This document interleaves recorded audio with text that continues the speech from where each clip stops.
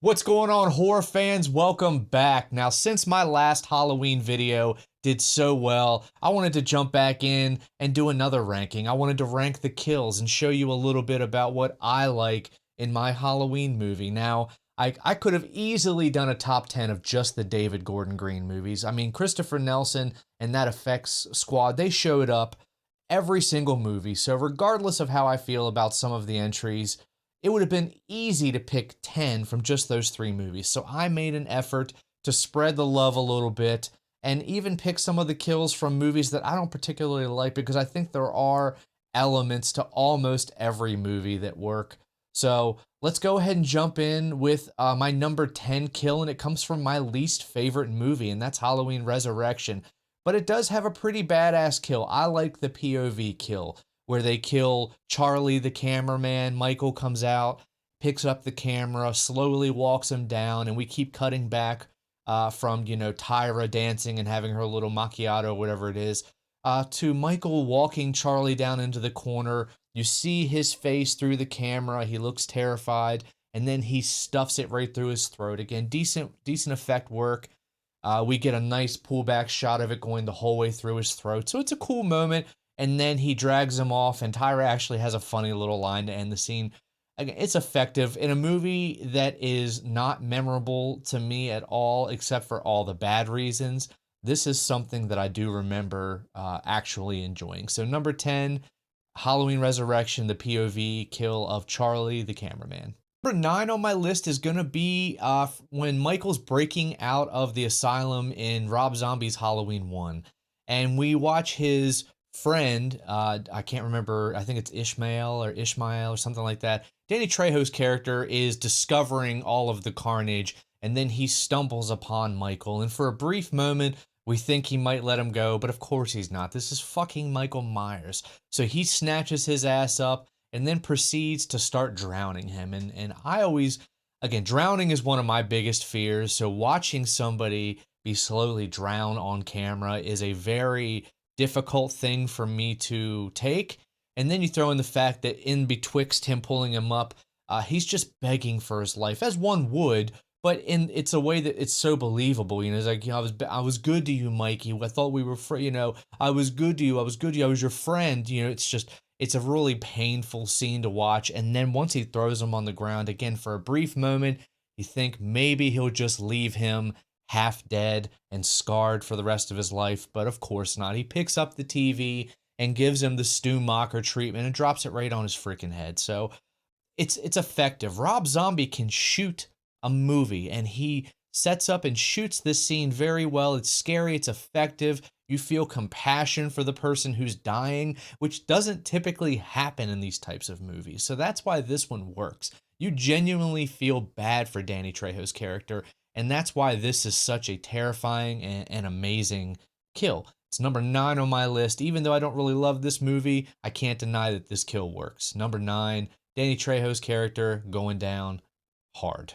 Number 8 is going to be DJ Willy the Kid's death in Halloween Ends. Now, I know this isn't Michael Myers, and that was one of my biggest gripes with this movie, but the setup of this scene, the music, I love being able to see Corey killing his assistant in the background through the glass while he's still broadcasting, and then the slight reflection of Michael as he walks through, Corey as he walks through, and then just the way he brutalizes him. And then when you lean him up, you see the wonderful effects work by Christopher Nelson. That's enough to elevate this scene. And if I'm going to give love to Halloween Ends at least once on this list, this is going to be the kill that I like to highlight. The garage sequence is an honorable mention. That whole sequence is really cool. The blowtorch is really cool, but this is top notch. This is next level, beautifully done. And I love it. I think it's a fun watch. I just threw it on just to watch it before I recorded this. Tons of fun. Great kill. I don't love that it's not Michael Myers under the mask, but if you didn't know that, you wouldn't be able to tell. The kill's a lot of fun. I love it. Number 7 on my list is going to be Oscar's death in Halloween 2018. Now, this scene is all about setup. So after Oscar makes his move on Allison and she ditches him, we see Michael in the background stalking, and Oscar actually sees him, which doesn't typically happen, but he mistakes him for Mr. Elrod, which is a callback to Halloween 2 back in 1981. And what precedes is a fun little dialogue back and forth, some kind of meta commentary. You know, have you ever had a girl, wanted her so much and you just couldn't have her? And then we have the floodlights turning on and off. We know there's going to be an inevitable showdown. And then it happens. The jump scare is effective. The small chase, the music there is effective. And then after he kills Oscar and you get the beautiful, again, effects work by Christopher Nelson, there's a piece of music after that called The Shape Chases Allison.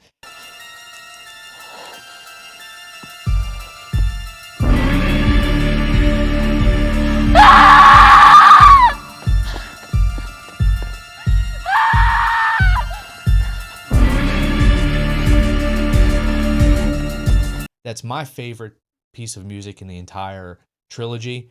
And the fact that that's the crescendo of this scene is so amazing.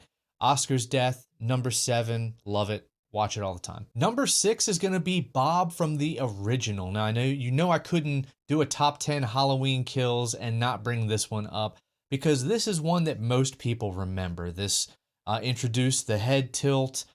Again, there's something about this that just seems otherworldly and unnatural. The way that he's able to lift him up, pin him against the wall with just a knife, and just the atmosphere, the music, the suspense, the jump scare actually works really well. I mean, this is John Carpenter firing on all cylinders, and I absolutely still adore this kill. Again, it doesn't have there's really no blood to speak of, no gore.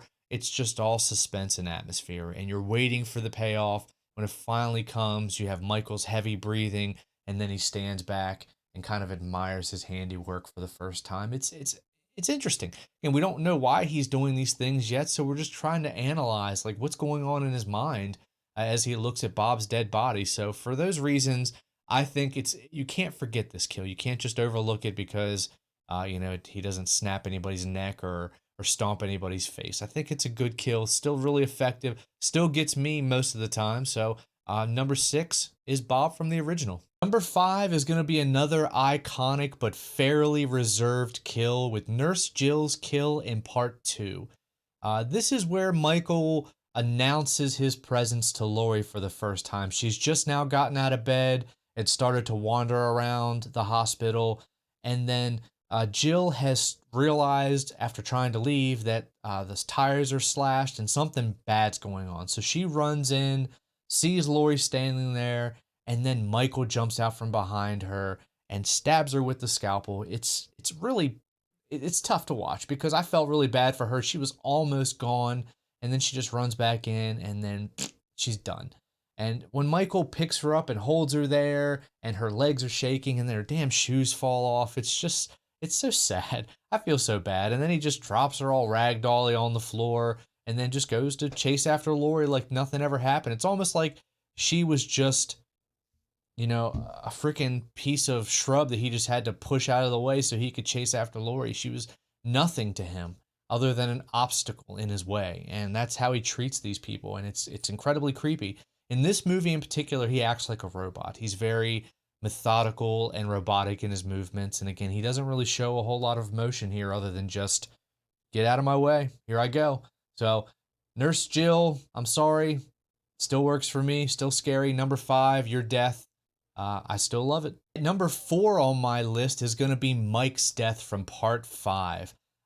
You might know Mike better as that douchebag with the nice car, and what I like about Mike's death is it happens in broad daylight. Now, Michael shows himself in daylight a reasonable amount, but he doesn't kill a lot of people in daylight. So when we do get the daylight kills, they're always pretty effective to me because you're supposed to feel safe in daylight. And then here he is, just in a back alley off the main road, and he takes this like garden fork or gardening rake, whatever it is, and drags it across Mike's car, really pisses him off. And Mike has been a dick pretty much the entire time he's been on screen, so we knew he was going to get it. We didn't know he was going to get it quite this early, but we knew he was going to get it, and it's a nice shot. They don't cut away.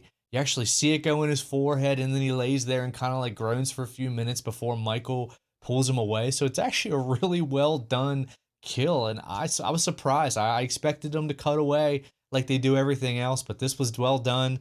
And every once in a while, it's nice to see an asshole just kind of get iced. I know he didn't deserve a rake to the face, but we tune into horror movies to see bad shit happen to bad people, and here you go. Number 4, Mike.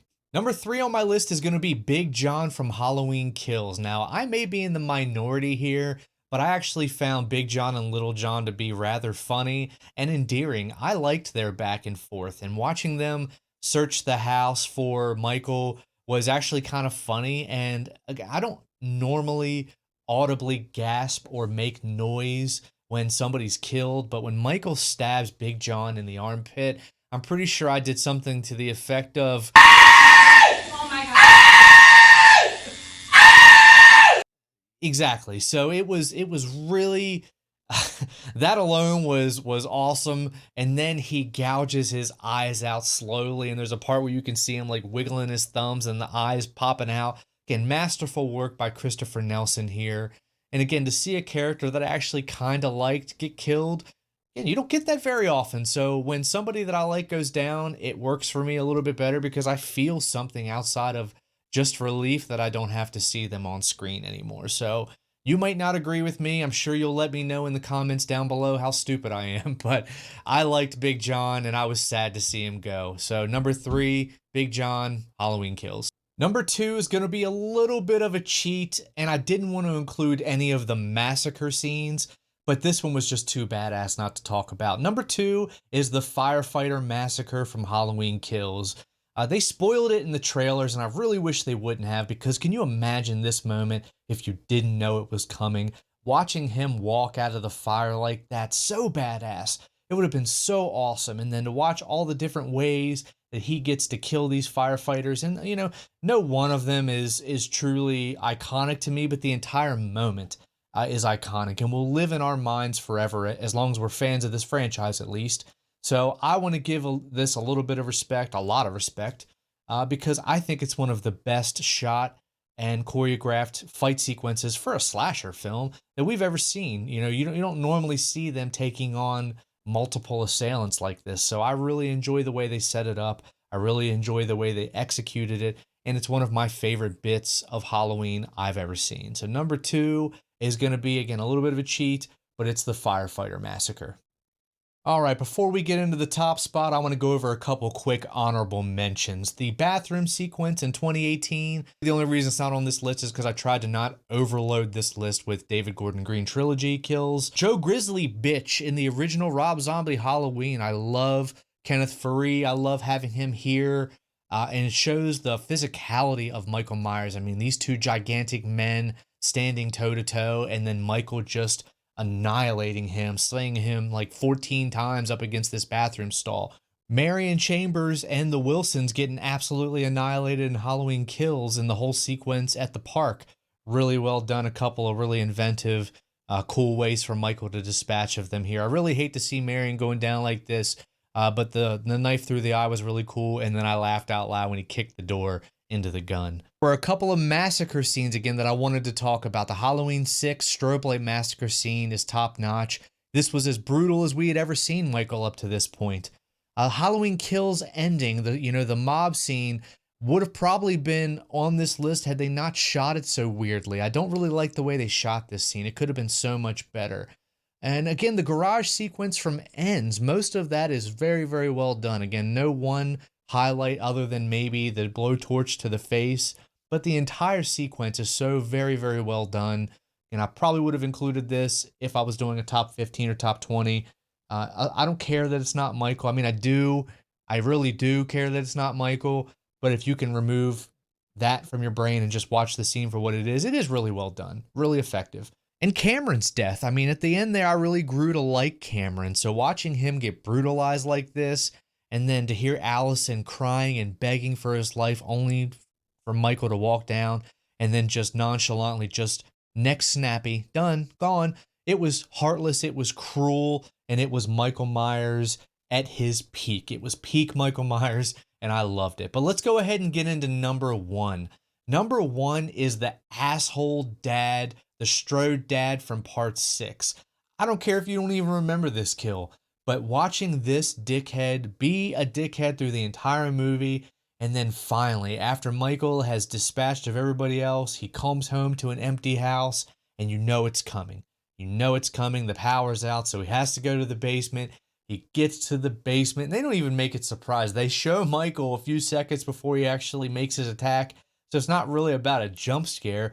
It's about satisfaction. It's about watching him plunge this guy up against an electrical box, start to get electrocuted. Again, the effects, everything's working. It's so amazing. And then his head explodes and everybody just claps and rejoices. I mean, if there's not one thing that we can all agree on, it's that this guy's the biggest asshole in the entire franchise. And I love watching his head pop every single time. It's my favorite kill in the franchise, and it's #1 on my list. But guys, it's just my list. If you're not here to see someone else's opinion, then why are you even here? I've had people tell me that I'm an idiot, tell me they want to fight me. Like, I'm not trying to offend anybody. Guys, we're talking about a franchise that we all love, or you wouldn't have clicked on the box. So I like these movies, I love these kills, and I'm here to celebrate the franchise, not invalidate anybody else's opinion. So please try to keep it clean in the comments. Don't tell anybody they're stupid. Don't threaten anybody. Don't laugh at anybody. Just share your opinion.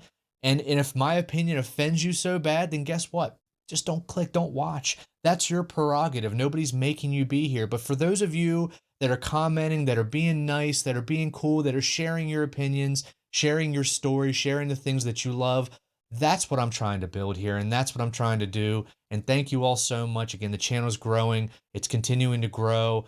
I'm stoked. I'm excited. I got so much more on the way. Thank you for watching. Be good people, and be good to each other. For crying out loud.